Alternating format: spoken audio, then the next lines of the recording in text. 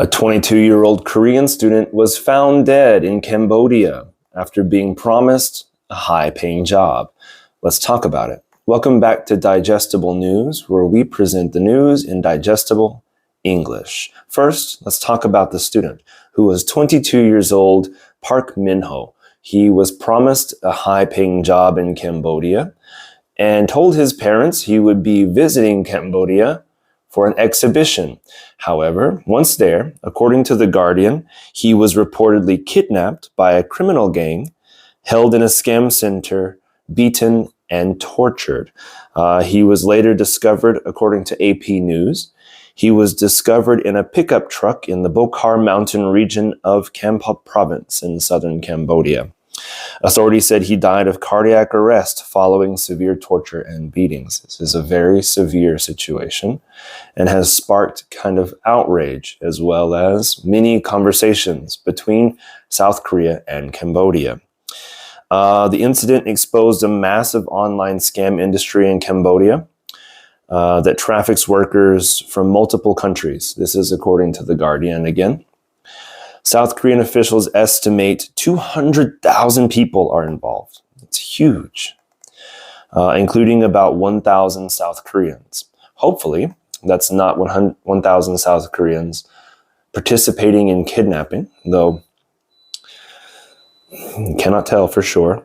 In the wake of this case, the South Korean government has imposed travel bans on certain high-risk regions of Cambodia, and rightly so, including Bavet, Poipet, and Bokhar Mountains. I'm sorry if I'm not pronouncing those correctly. But in any case, this is according to The Guardian, and this one is from AP News.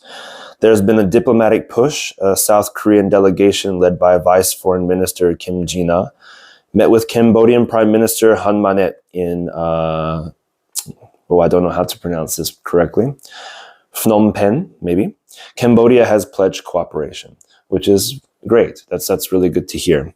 So the case has forced both countries to confront the risk of fraudulent jobs overseas. This has been, I want to say, a pretty big issue.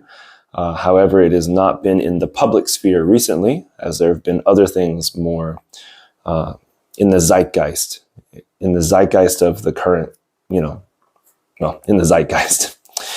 So South Korea has said returnees from scam operations will face investigation to determine whether they were forced to go there or they were going there willingly. This is also good. Cambodia says it will cooperate, but it also has emphasized it wants it to take care of its own problems. It doesn't need a third-party investigation. This is where some friction between the South Korean government and the Cambodian government has come in. South Korea wants to take care of its people, of course. Cambodia wants to take care of its own problems, of course. But coming to a mutual understanding is quite difficult.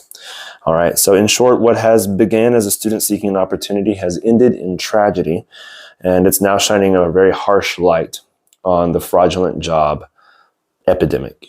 I don't want to call it an epidemic, but it is pretty big. 200,000 people involved is a pretty big operation. The question now is, will this case actually make real change? South Korea has a history of when one of their people get into some trouble like this, or like the ferry incident, or other similar incidents, we tend to take care of it pretty quickly, or at least try really hard. So I'm very proud of that about South Korea. Hopefully, this will cause some change in the future, and I wonder what you guys think. This is really tragic, so please try to be respectful about the situation. It's not Cambodia's fault and it's not South Korea's fault. It's the criminal's fault, right? But anyway, let me know what you think in the comments below. And if you like this video, please hit like and subscribe, and hit the bell if you'd like to see whenever we update. But anyway, I'm glad to be back. The channel's gone through a little bit of renovation recently, and I hope that you can enjoy our new content. It's good to see you again, and I hope you have a wonderful day. Bye.